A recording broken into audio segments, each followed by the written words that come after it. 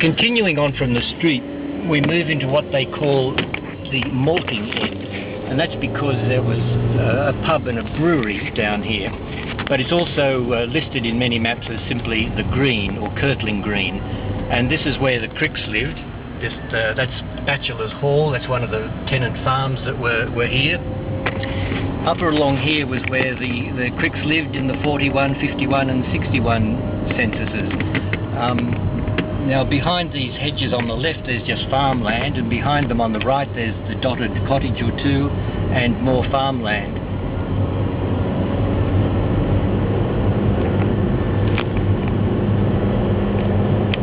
So coming up here on the right is a typical little cottage.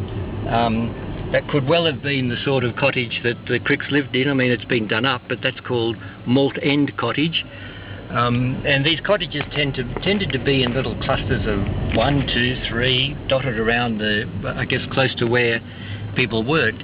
This is Wybrow's farm, which would have been one of the tenant farmhouses, and all their land going down the back.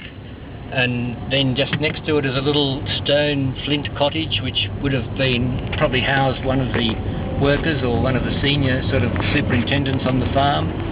And just here on the right is Checkers, which was a pub, and probably where the brewery was. And then this continues down what's called Kirtling Green,